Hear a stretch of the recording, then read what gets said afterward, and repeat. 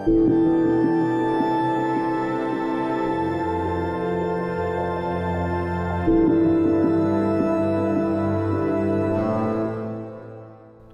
there, Genso here. This is my Devil May Cry 5 Dante Must Die difficulty S rank walkthrough. This is mission 5. It is entitled The Devil Sword Sparta. And right off the bat here, we're going to have a pretty difficult fight with V against these 4 riots. And the riots are a very dangerous enemy with V, guys. Mainly because they're very fast.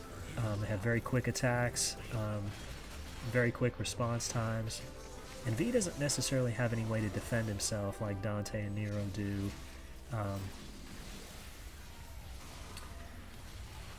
His kit is much more limited, especially since he doesn't actually have any way to attack or defend himself directly other than the iframes of the jump.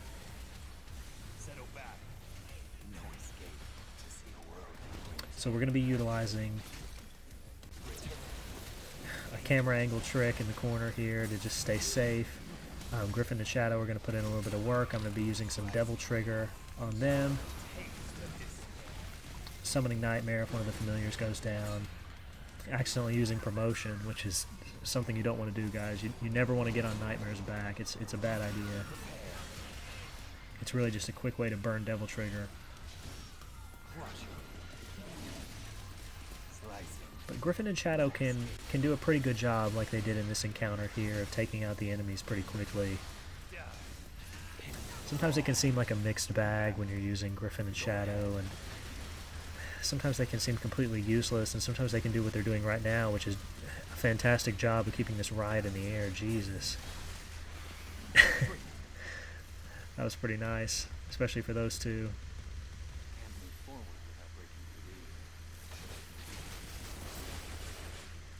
But that first fight is probably going to be the hardest fight. There's several fights after this, but none of them are going to be as difficult as that one. That previous fight that I just completed actually probably repeated at least 10 times trying to get the no damage. But I am happy to report that after clearing the first fight, I was able to get through the rest of the level on maybe my 3rd attempt.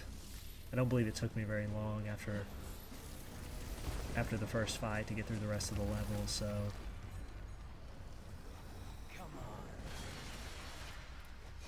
that could be part of the reason why it does take me quite a long time to go through this level. Normally, you know, if a level's pretty difficult and it's taking me a lot of attempts to get through the entire level, then usually by the recording that you see me do, I'm actually pretty sharp, and I've gotten through the level fairly quickly, but alas, you know, when I only get to see the boss at the end of the level a couple of times,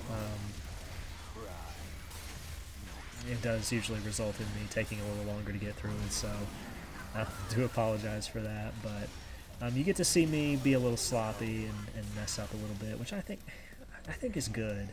You know, I don't think that, you know, you should necessarily see every level be perfect and beautiful and doing all the right things all the time, because it can just kind of demotivate people when they see it, right? They think, well, that was, you know, he did that so easily. You know, I'm struggling so hard. This level's really difficult. It's really beating me up. You know, it never goes this smoothly when I try it, and I've been there. You know, you turn on a video and you see somebody do something perfectly, and you're like, how did that happen for him? It never works that way for me. And it doesn't go that way for me all the time either, guys. You know, sometimes I get beat up. Sometimes these levels can really kind of smash my head in, and it's just kind of one of those things. You just kind of have to take your lumps and roll with the punches and get it done. And that's what we're kind of trying to do against this Judecca, but you know, Shadow and Griffin are doing a fantastic job right here of whiffing their attacks. That's a nice one, Shadow. Good job teleporting back to me. Love that. again, teleporting back to me, completely whiffing the attack. Love it. Fantastic game design, Capcom. And you'll see that our familiars are stalemated. We had to summon Nightmare to bring them back. So this enemy right here, sometimes the familiars can do a great job and take it out very quickly, and other times they can just completely drop the ball and drop your style meter, make you drop some choice words. So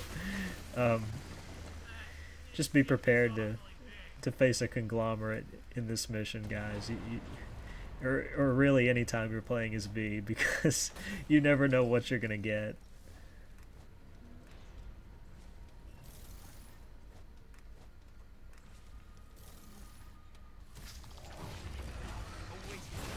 But there was a good example there of me utilizing iframes of summoning Nightmare. You saw the snapping of the fingers motion and the summoning Nightmare. That Queen Impusa's attack came down directly on me, and I took no damage. So something to be aware of. That is another way to escape damage with V. And I believe I'll be actually utilizing that quite a bit in the upcoming boss fight at the end of this mission. So that's something to look forward to, because that boss can put you in some rough spots on occasion, and the iframes from the summoning of Nightmare can be very useful in that situation.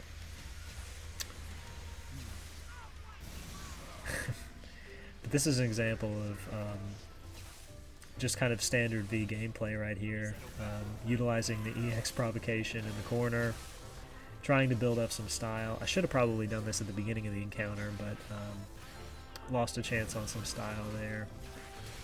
It happens. You know, what can I say? My familiars are going to do some fighting off screen. I'm going to be charging Griffin. I'm going to be infusing Shadow with Devil Trigger, so he's going to kind of be fighting autonomously off the screen. And that's kind of going to be my neutral state most of the time when I'm playing as V. I'm not going to get too elaborate. I'm going to try to keep enemies off camera. I'm going to try to keep V safe. Because when I take a hit from an enemy with V, and I feel like V's kit did not allow me to dodge it, I do get very frustrated. And these levels are not my forte, guys. If you couldn't tell from the last video and this video together, I'm not a fan of V. I think he's an interesting character. I think that they tried to do something different, and I can applaud Capcom's effort for doing that, but I don't think that it worked. I don't think that this character worked for what Devil May Cry is. And I hate to sound pessimistic, but I hope that he doesn't come back. And I don't think that he can, story-wise. I don't want to, necessarily say anything if there's people who maybe are playing this for the first time and they don't want to be spoiled on it. I know it's a 2-year-old game, but I don't think that V can bring anything further to the series. I don't think there was enough support for him from the Devil May Cry fandom to see him back. And I could be wrong, maybe there is, but from what I've seen and what I've heard, I don't think there was enough support for him to warrant bringing him back in any capacity other than, maybe that World of V move that Virgil has now. and I just inadvertently gave a spoiler without giving a spoiler, so I do apologize, guys. I'm recording this after midnight, and it's been a long day, and when you've worked all day and you're trying to record a mission, a 20-minute mission nonetheless, of these interesting poetry reading skills in the corner here, it can sometimes become a little difficult to come up with interesting conversation, but that was a pretty interesting move, wasn't it? taking out two of those green Impuses together with the chaining of the Kane finishers, and that's something that I didn't actually talk about in the last V mission. If there are multiple enemies in stalemate, there is a particular timing to the chaining of the Kane finishers, and if you can press the circle button again with precise timing, V will teleport to the next enemy and do a finisher on them. However, if you just mash on the button, V will continuously teleport to each one of the enemies, so you don't necessarily have to have perfect timing. If you mash on the button, he will teleport around the room and chain them like some kind of steel on bone combo from Ninja Gaiden. It looks really cool, but it only works if all the enemies are stalemated. So if he accidentally teleports to an enemy who's not stalemated, he'll just kind of bounce off of them, and it'll be a good chance for them to hit you. So be aware that can happen too.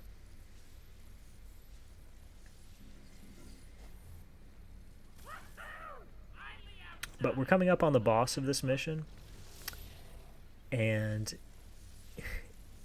it is another blast from the past boss, who, you know, fans of the series will recognize to be Jirion, who is a boss from Devil May Cry 3. This time he's going to be mounted by a Cavalier Knight.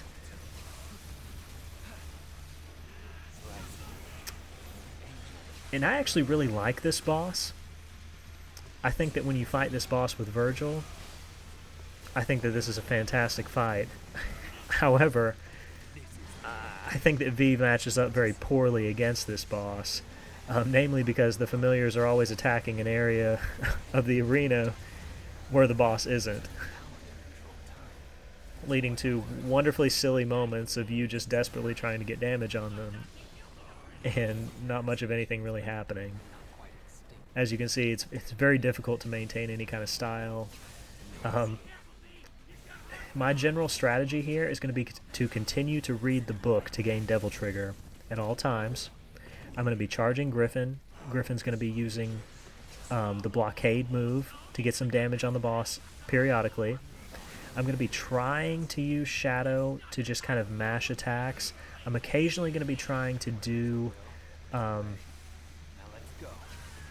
his backwards Y move. I can't think of the name of it. The one where he goes up into the air and sort of spins on a spike, but I have trouble getting this move to land on the boss. Shadow has to be in a very particular position, and the boss has to be very still, which this boss is very active, if you haven't noticed. He's always kind of moving in a direction and trying to get you with the sweeps of that sword. As you see there, I tried to use it, and Shadow was totally out of position. But this boss doesn't really have a whole lot for you. He seemingly can hit you with a lot of moves, and he can appear very dangerous if you're not versed in the game. That being said, the side dodge with Shadow nullifies everything this boss can do. If you are side dodging with Shadow, you are completely invincible, as long as you are mashing it. And I've found this to be especially true as long as you're mashing it to the right. Occasionally, this boss will throw an orb at you that will slow time. This can be a blessing and a curse, because if you're in active iframes, it will elongate those iframes. Meaning if you're doing a dodge with Shadow, if Griffin is lifting you in the backwards direction, if you're summoning Nightmare while you're in the time orb, you will be safe.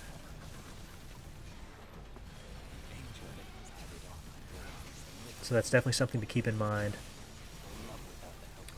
So the general strategy here, when the boss goes into second phase, which I believe he's doing now, he's going to start doing these AoE ground moves. Sometimes he'll teleport to you and try to do one. Sometimes he will do one on your familiars. When you see this, you need to try to move your familiars out of damage, or you need to be prepared to summon Nightmare. Summoning Nightmare will oftentimes, not always, but oftentimes, cause Nightmare to either fall down from the sky on top of the boss or come up from the ground underneath the boss like the Kool-Aid Man, busting through a wall.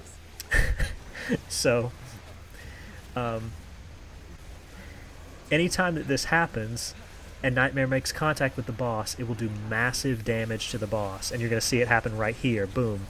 Nightmare falls out of the sky, lands on top of the boss, and you saw that big chunk of damage that came out. That is going to be your best source of damage. And I hate to say that that's the best source of damage that I could find, but that was the most consistent damage that I could find on the boss. And even that can be a little spotty, because sometimes you'll summon Nightmare and he won't come up from the ground. He won't fall down from the sky anywhere near the boss, and you'll just lose kind of an opportunity to do any damage. Because if you leave Nightmare active and you don't unsummon him, oftentimes he'll just either swing at the air or stand there and do nothing. And you'll just be losing Devil Trigger, which you don't want against this boss, because, guys, this boss can be very dangerous for your familiars. As you see there, he just shot Griffin out of the sky with one bolt of lightning. And now all we have is Shadow. And you never want to be without Devil Trigger to bring your familiars back. As you saw there, the boss teleported to me and tried to do the AoE. The only way I was able to dodge it was by jumping over it. But and wow, Nightmare actually got a couple of hits in there. That's pretty rare. And you see I unsummoned him quick because I was like, yeah, 2 hits. Let's end on a good note with him. Let's just unsummon him before he does something to make me regret he was ever created in the game. So, as you can see, this is just kind of the general strategy. We're going to summon Nightmare occasionally, and then we're going to unsummon him. We're always going to want to make sure that we have 3 bars of Devil Trigger. When he's shooting these bolts of lightning at you, it can look pretty dangerous, but as long as you're continuing to dodge to the right with Shadow, you will be 100% safe. And I can promise that you are 100% safe because, as I have said previously, I tested this against other enemies with insane active hitboxes, and I can say with certainty, if you are mashing the dodge with Shadow, you are 100% safe. It's something you should be utilizing at all times. If you're having trouble with anything with V, utilize the dodge with Shadow. It's one of the most powerful tools in your kit.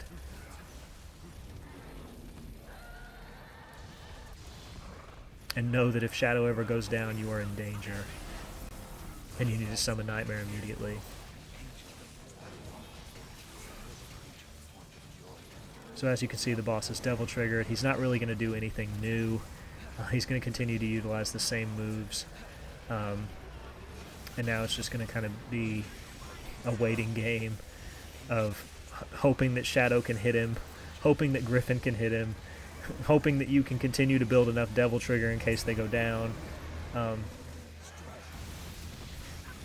to get this done. But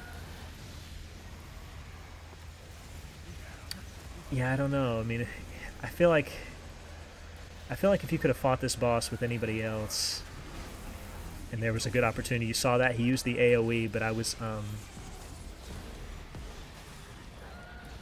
in the frames of summoning Nightmare, the snapping of the fingers, and I was safe. But back to what I was saying, if you could have fought this boss with anybody else, I think it would have been a really interesting fight, right? Because this boss is so active. Could you imagine trickstering around with Dante? Stalking this boss, hitting them, utilizing the snatch to pull yourself towards this boss with Nero, and staying on top of him and jump canceling off of him while he tries to do these swings and dodging that. And you can do this with Virgil. This fight's really fun and really interesting with Virgil. And, with V, it just turns into this, 9-minute affair of doing this side dodge to dodge incoming lightning.